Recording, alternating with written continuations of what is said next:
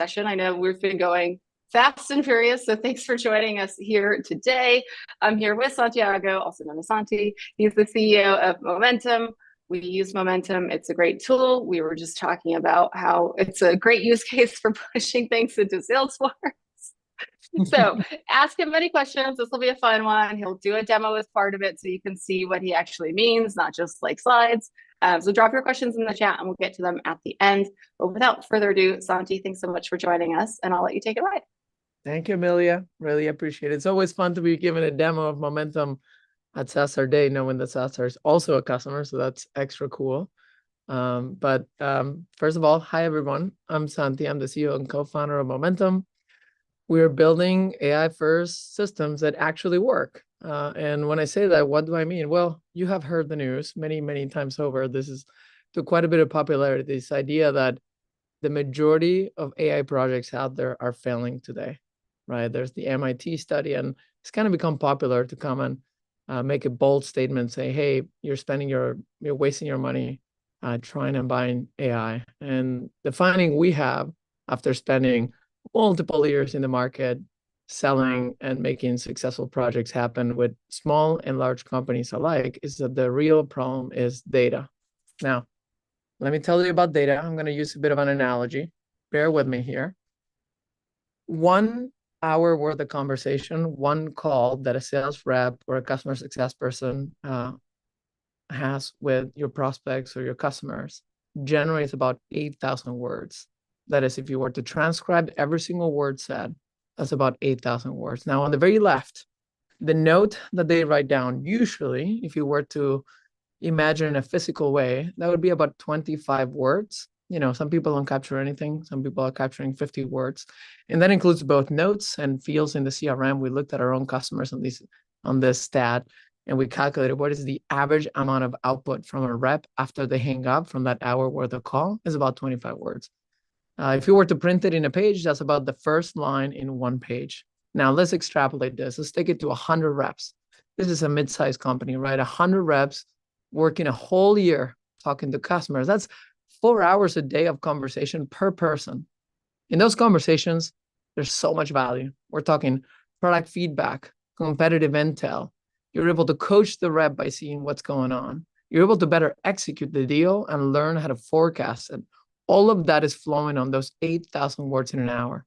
And a team of 100 reps in 1 year are generating 1 billion words. That's about 2 million pages. So if you stack them on top of each other, that's as tall as the Washington Monument. That's 626 feet tall. Now, let's keep extrapolating because, you know, sales calls are not the only channel of communication with your customers. You're emailing them. You're sending Slack messages to them. Of course, Amelia and us, we're always on Slack. We chat every once in a while, but for the most part, interactions happen just beyond Zoom. So if we add phone calls, SMS, what about support? What about what happens after you close that deal? Because the relationship between you and your customers doesn't end once you close the deal. You learn about the success, the risk of churn, the opportunity from expansion by looking at what happens after the funnel. And if you add all of that, now we end up with a stack of paper that is 2,000 feet tall. That's the Freedom Tower right here in New York City. Now we're talking about 3 billion words per year being generated by just a team of 100 reps. And now I go back to the CRM. What ends up in the CRM? And of course, you can see the right of my slide here. You can kind of guess it. The stack of paper that actually makes it into your system of record today is just 6 feet tall. That's 100 people working a whole year, having a lot of conversations to get you to only just a couple of pages of paper. 0.3% of the data is captured. And of course, what does that lead to? It leads to all sorts of problems. First of all, revenue predictability and forecasting. You don't really know what's going on. You only have 0.3% of the story. The bulk of the data is being thrown away. You hire more reps than you need because you don't understand your forecast and your pipeline. Or maybe you hire less reps than you need because you're underestimated how much you're going to make that year. You end up making poor product decisions because you don't know what the market wants. You don't even know where your competitors are at. Even though your customers and prospects are showing up into these calls or over email, they're telling you what they like about those competitors, what they like about you, what features work, what features don't work. You don't know it because you're getting 0.3% of that. attribution and marketing. Basically, what I'm telling you here is the whole company could benefit from properly mining this data. And of course, agents and AI projects could benefit from this data. Now, the question is, how do we get a hold of this data? What is the right approach to operationalize it, to gather it at scale? And that's where I think the current set of options at your disposal are missing the mark. Today, the vendors that are selling you call recording, they're selling you conversational intelligence, they're really selling you a pretty library of video that gets stored and never watched. We tackle this problem as infrastructure. Here's Momentum.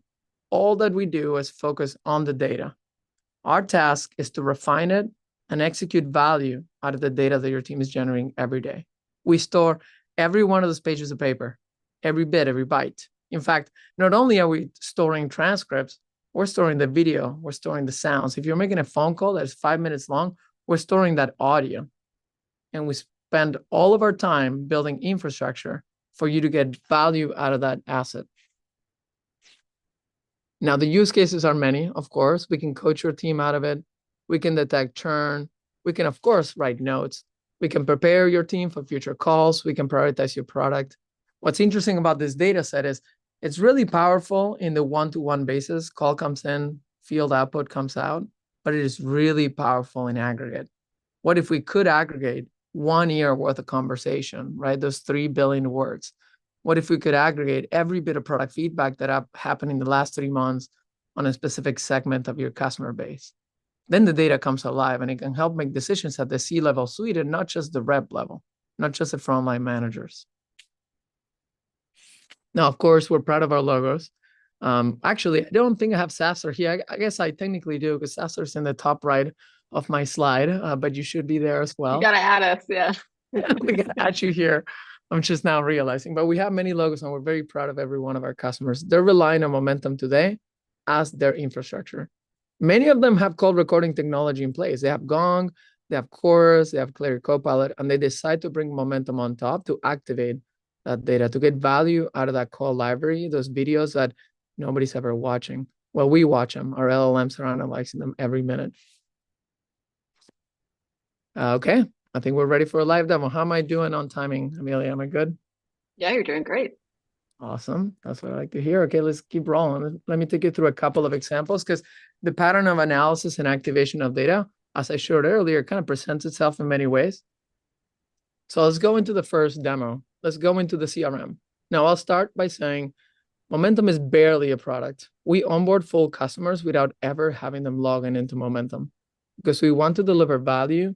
We want to extract and activate that data without them ever having to open a new tab in their browser. That needs to run automatically because automation scales and automation really delivers every single time. There's ROI immediately. So it starts with going to an opportunity and finding out qualitative and quantitative data about that deal. You can read notes about that opportunity. Every interaction we had with that customer is fully written down after the call is over.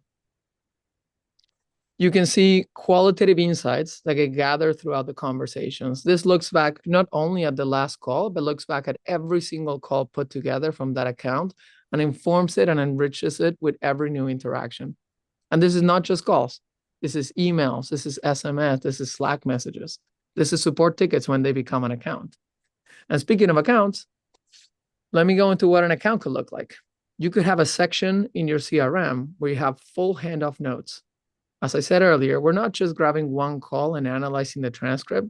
We're aggregating months worth of interactions in every single channel to put together sophisticated analyses that give you handoff notes. And these handoff notes are fully customized using prompts. So you could do a handoff note for a CS team that focuses on the first 90 days onboarding process. You could create a handoff note from an SDR to an AE, or you could create a handoff note to a professional services team that focuses exclusively on the PS engagement, on the project and commitments that we had for them. You could also do product analyses and roadmap commitments, and that could flow to your product team.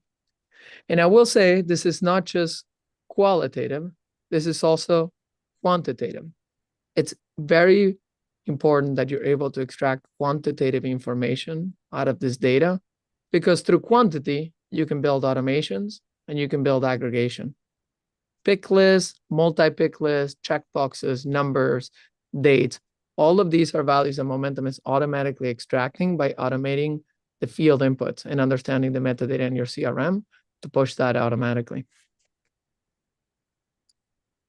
This can lead to some really powerful use cases. And I think, Amelia, you were talking about this, coaching. This is our actual real coaching dashboard. We're looking at our own reps, and we have defined our own set of competencies. The approach of analyzing every interaction and extracting qualitative and quantitative data out of those interactions very much applies to coaching. So we built a first-class experience around it because it's such a common use case that our customers run into. In this case, we're comparing two reps to each other on a very specific competency, like what is their product knowledge. But of course, we can double click on a single rep and try to look at how they've been performing. And that's when we can double click into things like qualitative and quantitative insights about them. What are the most common questions they ask? What are the common questions that our customers are asking from them? How have they been tracking on every single competency we care about? Or, what is the qualitative assessment or where they need to improve, what they're doing well? All of this comes together in an interface on top of the data, but the data is at the very core. Now, this doesn't just flow into Salesforce or maybe the Momentum user experience. It also flows into Slack. I think this is one of the favorite use cases for SaaStr. It's a very Slack heavy shop, and most of our customers we are as well. So we're able to build these micro workflows that are letting the data flow in real time to the right places. Do you care about product feedback? You create a channel for it. Do you care about risk of churn? You create a channel for it. Do your managers care about every single call that the team takes? You create notifications. And these are threaded signals that are flowing into your team. They have the nuance of the conversation. They have links to the call so you can review them. All of it flowing automatically every time the call happens. Now, I wanted to use another example. I know I'm just about 5 minutes away from done, and I know these demos need to be real. I couldn't really show you my customers' data up until this point, but I want to show you my data as a good example. This is the world of Momentum. The world of Momentum is all about conditions and prompts.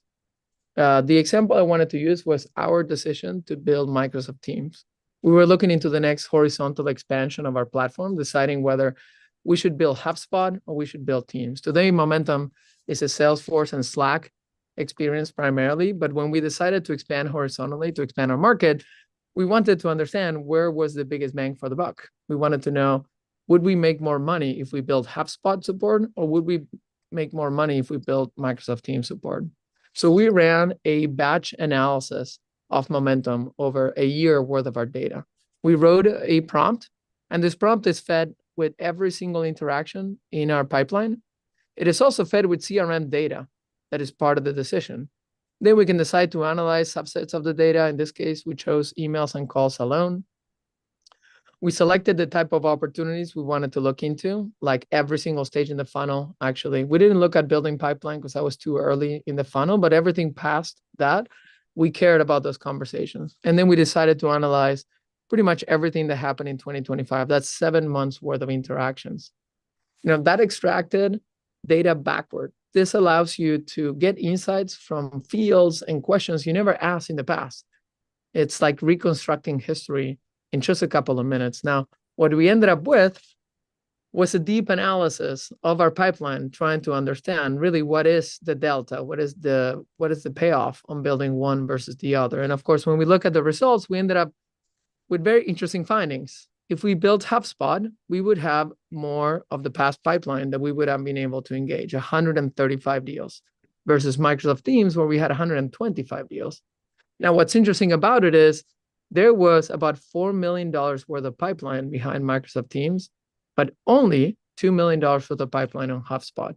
What we ended up realizing is, sadly, the kind of bottom of the market, the slower tier segment, ends up being the kind of HubSpot pole, and the Microsoft Teams tends to be more of the enterprise play. As we are currently strategizing to move up market rather than down market, we thought we would get a bigger bang for the buck, less deals, more revenue if we build Microsoft Teams. And this is, of course, an analysis that we ran a couple of quarters ago, because by now Momentum has full support of Microsoft Teams, and we have a couple of enterprise customers who have already become users of us thanks to this investment. But I thought it was a good example because you can see the power of data-oriented decision-making, the ability to store every one of those vectors of communication and run quick and effective objective analysis of the data to make real important decisions, C-level decisions inside the company, not just day-to-day coaching, data hygiene, operational excellence, which of course is also very much useful and very much powerful.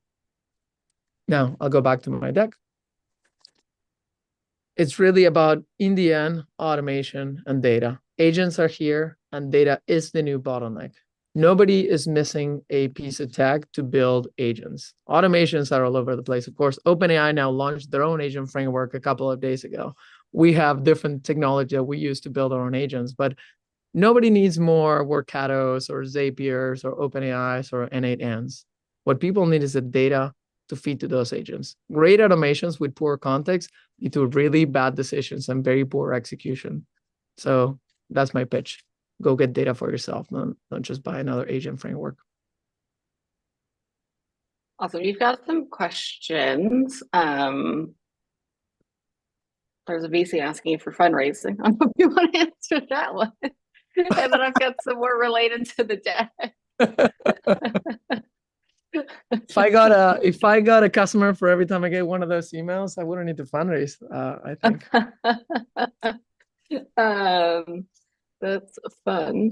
Okay, so we've got a few questions here. Okay, I'll start with the first one from the live stream. Back to your earlier point, I think this was earlier in the presentation. You mentioned about 70 to 85% of all AI projects fail due to bad data. How does Momentum ensure data quality when processing, I think you said like 500 million words or something like that? What validation mechanisms do you have in place? So we have a very complex pipeline of analysis. This is where I think we kind of pull apart from your average DIY. I think your average DIY would be something like Gong, and then you mount Clay on top of it and you run some prompts and then you put that data somewhere. It could be a field, or it could be some Notion or Airtable. For this data to be trustworthy and aggregated at scale, first of all, it needs to be analyzed as a batch. You don't want to grab one call and try to extract an insight from that call alone. Every single call, every conversation your team is having with your customers is a sequence of past interactions. And the last transcript counts on a lot of assumptions and established context that comes from that past. So what we do is we actually grab everything that's relevant from every single interaction, every email, every SMS, every call, and run the analysis on that. And then, by the way, we've been doing this for 3 years, so we found so many patterns that you want to fight against, things like hallucinations or non-answers that your LLMs will give you. So we have a multi-tier validation layer. So we're having things like GPT 4.1 validating answers that GPT 5 is giving us, or maybe a Gemini 2.5 on another layer. So we're discarding things like non-answers or redundant answers or hallucination by just spending more money on tokens for the data to be higher quality. And then, by the way, a lot of these stuff, we do it at the intake time. It would become impossible to grab 1 year worth of interaction and try to run a backwards analysis on every single one of those words. We're actually cleaning up and refining that data at the time of intake, and we store it cleaned up. So when you come into Momentum and say, what have been the 3 most common objections that I've seen in my business in the last 12 months? We don't go through all 8,000 words. We only go through the data set of objections that we gathered in our data set. So we are basically a data store that's purpose-built for this use case. Yep. And then another great question, and I think I had this question to your team when we were first getting set up, was when you write back this data to CRM, so you were showing Salesforce in the live demo, how do you handle any conflicts with existing, maybe potentially incorrect human data that's already in the CRM? So it depends on the customer and it depends on the use case. We have customers that are very bold and they go wild and they just immediately turn it on automatically. Momentum is highly configurable. So we allow you to do things like select a confirm to write. I think in this case, I was showing the demo. We have a drop down, and I think, Amelia, you ended up in cases like this. We can put full automation. We do automatic, yeah. We do automatic. What we end up finding, and we always advise our customers, is to go full automatic. For some of our customers, we've created dedicated renders of their CRM where they have a tab that is owned by Momentum. This, for example, is a tab that would be owned by Momentum, and all the data here is fully automatically captured. We can do fancy things. Like we could have a field that has a appended version of who is the economic buyer. So you would have the date and the name and the date and the date. So we're appending on top, and then would have one field that consolidates an intelligent answer by looking at that historical. So for example, many of our customers would have 4 or 5 different fields for every letter of MEDIC. They have the consolidated answer, they have the historical, they have a numeric assessment of how good of an answer they think it is, looking at both field values together. So we can be pretty flexible in this regard, and our customers, and depending on how bold and wild they want to be and how sophisticated the data set they want to collect, they can build it on top of the momentum framework. Awesome. Next question coming in, and this is a common question we've been getting today, so we'll probably start to incorporate this into all of our future presentations. But can you speak a bit to the implementation of Momentum? I can also share how our implementation went just from being a customer now. But for your average customer, can you speak to more of like the implementation? What do they need to prep in terms of data and also in terms of CRM? Yeah, I think you need to have control of your CRM. You need to have a decent structure of opportunities and accounts. If you're not really creating opportunities in your CRM, or you have triplicate of opportunities, you will have a problem of mapping, which I think is something we want to tackle before we come in. And by the way, I will say our algorithm for mapping properly calls to your CRM entities is second to none. It is a hard problem. In the world of Gong, it didn't matter if mapping wasn't that great, because all you did with that mapping was to find a call in your call library and play it. But in the world of Momentum, when we're writing data into the CRM, we really needed to hone in on exactly deciding and giving you some configuration and control over what do we prioritize. Do we go after renewal opportunities or the account object?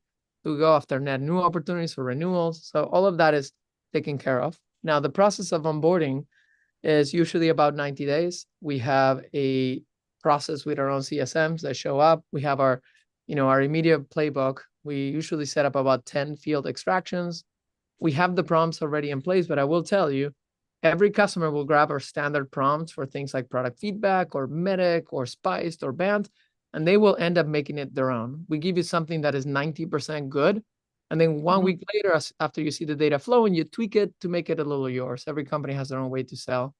Then we go into signals, then we go into coaching. By the 90 days, we've deployed the Momentum platform from beginning to end pretty healthily, and then you're kind of on your way. We do have a high touch relationship. We check in with our customers anywhere between every 2 weeks to once a month. So it is a bit of a top-down, high-touch product. This is not a PLG you would just come and set up on your own. It does require a bit of a lift, but I will say the value of the data ultimately pays off. Yep.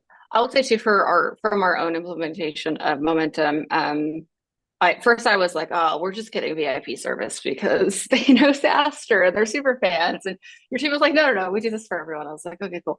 So yes, your team was very hands-on in like what we needed to do to get started, which I really appreciated, because we have at SaaStr, we have multiple agents, multiple AI tools, whether they're agents or not, like running. And so that was really helpful for us to have all the steps laid out. I think in the beginning we did like a once or twice a week call, and now we do like every couple of weeks, right? Like, so it does taper down, but it's not something, to your point, you can set and forget. It's not a PLG thing. I agree. Like, you do have to have the right buy-in and also the right person who can set this up right. Which I know there's a related question about next, but yeah, just from our own implementation, it is something that you guys helped us with a lot. And things we saw from it were probably unsurprising, right? Like, we were like, okay, we actually don't have as much data in Salesforce as we should, right? Like, there is such this lapse of data we've had from it being hit or miss. Like, I would go into certain accounts that we were starting to look at, okay, if we're gonna roll in Momentum, how's that gonna affect all the accounts and the owners and all the data, all the things you've talked about. And so I was very hit or miss. I would say that some sales reps had really good notes, really good previous calls, either like different recordings or just summaries or notes they put, maybe some contacts attached, maybe some closed loss opportunities, but most of them were barren. And so that was bad. I mean, obviously it's terrible, but it was a big eye opener for us when we went to roll this out, that, nobody's data is perfect. And I think everyone can say that now, coming into implementing some of these AI tools. And it's not that it needs to be perfect. I just honestly thought we would have more. And so that was big for us of like, okay, we actually don't have like everything you're showing here of like it pushes all this directly to, for us, we use Salesforce, it pushes to Salesforce, it pushes directly into that account, it pushes the notes, the recording, the follow-ups automatically. Yeah. It'll ours will automatically attach the contact, and then we've worked with your team to automatically move certain stages. So if it's an early stage and it's sitting in like meeting not held yet, and then Momentum knows we have the meeting, it'll move it into meeting held, which is quite nice because we're pretty bad about moving that because we're just busy, right? So sometimes we don't always move the stages properly. And so again, just eye-opening from that perspective of I didn't have as much data as I thought I should in all my accounts, which sucked. But now at least, going forward, I'm like, okay, we have peace of mind that this is all in there. I know, I use the Slack a lot. I use the Slack more than I would say actually the Salesforce data. The Salesforce data is cool because our other AI agents can use it, but I use the Slack in real time, right? I have a call, David has a call, someone else on our team has a call.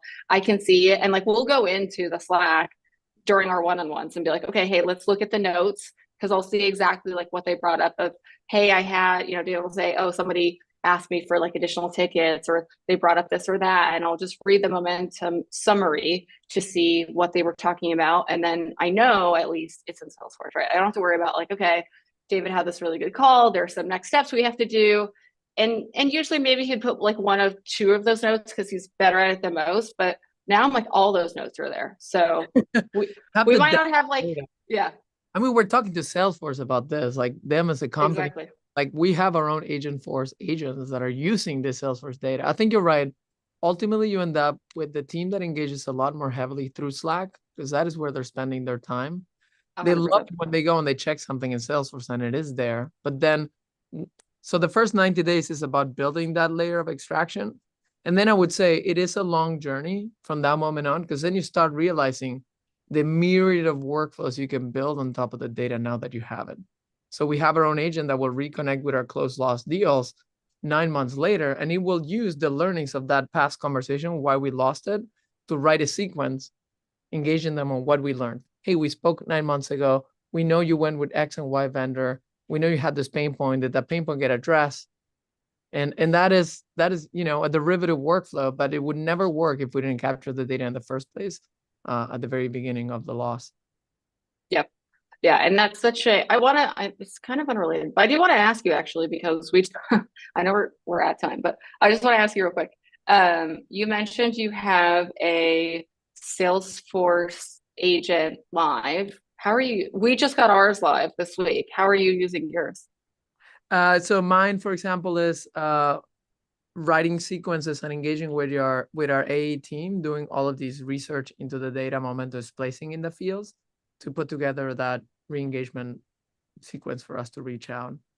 So pretty simple automation, reads a bunch of Salesforce fields. It uses their own playbook for re-engagement, and then it crafts a sequence for the right contact in that opportunity that we lost. Actually, every single contact in the opportunity in case people left a year later, and kind of lets our reps know that's the next engagement to try to pull it back. And we've actually re-engaged lost deals, and we actually won one that came from that campaign. So we had an agent pay for itself with a close one deal just a month and a half ago. Okay. I'm not using ours for that, but that's a good use case. Yeah, as it turns out, warm outreach sequences are really good if your warm outreach is based on actual data you gathered at the time, right? You never want to say, hey, we spoke to you 9 months ago. You want to say, hey, 9 months ago, you told me this problem. Has that problem been addressed? Because we are better than ever at doing that now. Yep. Okay, last question, because you just mentioned I didn't know you guys were on Agentforce. That's cool. That's a good use case. Are there any other like AI tools you are an AI tool, but are there any other ones you're using for sales that you like? We use Clay. We love simplifying the enrichment in our CRM. I think of Momentum as a first-party data, right? We extract data from your own conversations, first-party, but all third-party today, we're doing it with Clay. It's cheap. It's pretty easy. We don't have to, deal with any stuffy data vendors to do all of that. I really like Campo Market for the cold outreach side of the dial. Our team is using them for prospecting and sequencing. We're just a customer and not much more than that. So I got no allegiance other than the product works really well for our team of, today we have almost 40 SDRs in the organization. So it's a pretty high You got a scale lot. on top of it. Yeah. Yeah. No, that's thanks for indulging me. I just want with that, I know your team, Ashley, your co-founder, will be at SaaStr Annual in London. And then Jonathan threw your LinkedIn in the chat. But I know you guys are doing a bunch of stuff at Dreamforce, right? So how can folks see you next week? Yeah, we have a space outside Dreamforce. Just hit me up on email, santi@momentum.io. And I would love to meet you, buy you coffee. We have a quiet space outside of the craziness of Dreamforce. We'll be spending all week there. We're in San Francisco for the rest of the month and then coming back to New York City. So always happy to grab a coffee with somebody who's curious about this approach, even if it's a VC and, want to talk about a fundraise, who knows? All good. Well, thanks so much, Santi. And I'll see you next week. And then hopefully we'll see some of you guys there. Thank you, Amelia. See you then. Yeah, of Bye. course. Thanks, everybody. Bye.